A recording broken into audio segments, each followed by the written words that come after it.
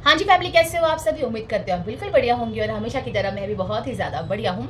और आज का ये फिर एक बार छोटा सा वीडियो आप सभी के लिए लाई हूँ। इस टॉपिक पर बात करना बहुत ही लोग नापसंद करते हैं। ज़्यादातर वुमेन्स की अगर मैं बात करूँ तो वो बिल्कुल नहीं चाहती इस टॉपिक पर बात करना, जैसे कि घर के रूटीन के अलावा हम अपने लिए वक्त कैसे निकालें।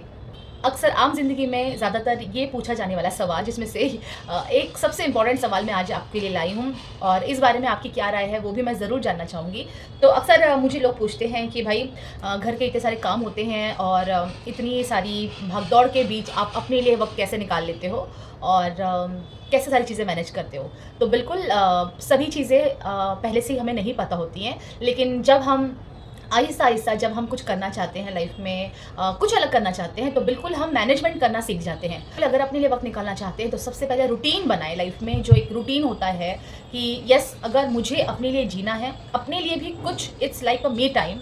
इस चीज़ को अगर आपको निकालना है, आप चाहते हैं कि नहीं मैं भी अपने लिए कुछ वक़्त जीना चाहती हूँ या जीना चाहता हूँ, बिल्कुल हम सभी कहीं न कहीं इस भागदौड़ भरी ज़िंदगी में इतने ज़्यादा व्यस्त हैं कि खुद के लिए सोचना और खुद के लिए वक़्त निकालना बहुत ही मुश्किल सा होता जा रहा है। तो बिल्कुल अपनी मुझे ऐसा लगता है कि पहले आपको बिल्कुल अपने रूटीन को तैयार करना है कि आपका क्या रूटीन हो सकता है।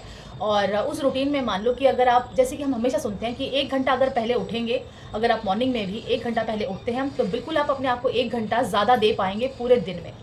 तो बिल्कुल अपनी जो रूटीन है, रूटीन को सेट करें। एक ही वक़्त पर आप पूरे हफ़्ते का जो रूटीन है वो ज़रूर बना लीजिए, जिससे आपको ये पता रहेगा कि इस पूरे वीक में मुझे जो प्रायोरिटीज़ वाले जो भी काम होंगे वो क्या करने हैं। और डेली रूटीन की बात करूँगी तो डेली रूटीन का सब ऑल सेट होता है, क्योंकि उन्हें पता होता है कि उन्हें कहाँ जाना है, क्या करना है, ऑफ़िस जाना है, घर के काम होते हैं। जो भी वर्किंग है उनके लिए ये बात ज़रूर कहना चाहूँगी कि अपने वीकली का जो रूटीन है वो बनाना सीख जाएँ।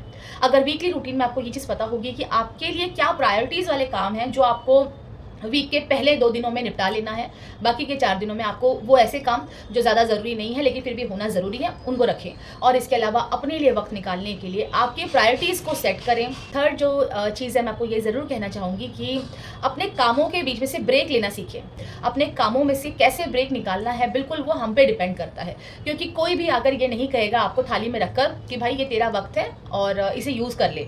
तो उस वक़्त को हमें ही निकालना है, क्योंकि वो मेरा वक़्त है और उसको जीने के लिए मुझे जो भी काम पहले करने पड़े, फटाफट करने पड़े, वो मुझे कर लेने हैं।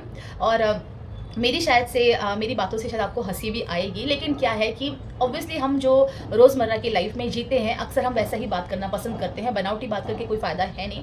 तो बस मुझे ऐसा लगता है कि बहुत ही तकलीफ़ों वाली लाइफ है, जिसको जीने के लिए हमें रोज़मर्रा कहीं न कहीं बहुत हार्ड वर्क करना पड़ रहा है। और उस हार्ड वर्क के चक्कर में, औरों का ध्यान रखने के चक्कर में कहीं न कहीं हम खुद को लास्ट में रखते हैं और कहीं न कहीं खुद को अक्सर हम भूल जाते हैं। तो मेरे साथ अक्सर ऐसा होता है कि कई लोग मुझे पूछते हैं कि भाई मुझे भी बताओ कि कैसे कर लेते हो? रही बात फैमिलीज़ की, और आप किन के बीच में रह रहे हो, वहाँ पे कैसा माहौल है, किन के साथ आप रह रहे हो, आपकी अंडरस्टैंडिंग क्या है। ऑब्वियसली बहुत सारी चीज़ें उन पर भी डिपेंड करती हैं। इसमें ज़रूर मैं कहना चाहूँगी कि ना करना सीखें। अक्सर 10 में से 5 बातें आपकी मन की होनी चाहिए और 5 बातें सामने वाले मन की होनी चाहिए। यानी कि नो कहना बहुत ज़रूरी है, अपने लिए थोड़ा-सा वक़्त निकालना बहुत ज़रूरी है। और ये सच्चाई है, इस सच्चाई को एक्सेप्ट करने में कोई प्रॉब्लम नहीं है कि अगर हम खुश रहेंगे, हम सही रहेंगे, हम ठीक-ठाक रहेंगे, तो ही हम अदर फैमिली मेंबर्स को और हमसे जुड़े और लोगों को हम खुशी दे पाएँगे। अक्सर हम इन चीज़ों से कतराते हैं बोलने में कि अरे यार, अपने लिए कैसे जिएँ। बिल्कुल, ये ज़िंदगी, ये दुनिया, ये जीवन भगवान ने हमें दिया है। हमारा फुल ऑफ बॉडी स्ट्रक्चर हमारा है और इसको खुश रखना, इसको ठीक-ठाक रखना हमारा काम है। जैसे हमारी तबीयत ठीक नहीं होती तो हम डॉक्टर के पास भागते हैं, हम दुखी होते हैं, भगवान के पास भागते हैं। तो वैसे ही पूरे अगर हमारे शरीर की अगर हम बात करें, हमारे दिमाग की बात करें, हमारे मन की बात करें, तो इसे अगर खुश रखना है तो हमें अंदर से खुश रहना होगा। एटलीस्ट आप ज़रूर ये ट्राई करना। अगर आप हफ्ते में 1 दिन भी, मैं ये नहीं कह रही हूँ कि दिन में 1 घंटा आपको निकालना है, मैं तो ये कह रही हूँ कि हफ्ते में 1 दिन भी आपको उन लोगों के साथ बिताइए या उनके साथ बिताने की कोशिश कीजिए जो आपको तसल्ली देते हों, खुशी देते हों, और जिनके साथ रहने के बाद आपको पूरा स्ट्रेस आपका निकल जाता हो। तो बिल्कुल अगला जो पूरा 1 हफ्ता है आपका बहुत ही ज़्यादा अच्छा बीतने वाला है। सो इट्स मी टाइम के लिए बस मैं इतना ही कहूँगी कि सबसे पहले आपको अपना रूटीन तैयार करना है, आपकी प्रायोरिटीज़ आपको सेट करनी है, और आपको नो कहना सीखना होगा। जो काम ज़्यादा ज़रूरी नहीं है उसके लिए नो कहने से कोई परेशानी नहीं है।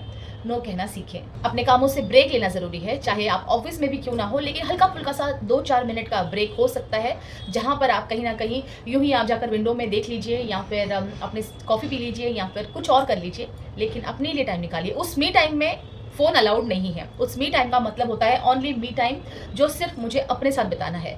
या फिर कुछ लोगों का ऐसा होता है कि मी टाइम का मतलब होता है कि भई अपने फ़ोन को देख लिया, स्क्रॉल कर लिया, नहीं ऐसा मी टाइम का मतलब होता है ओनली मी टाइम, ये सिर्फ़ मेरा वक़्त है। मोबाइल उसमें अलाउड नहीं होना चाहिए।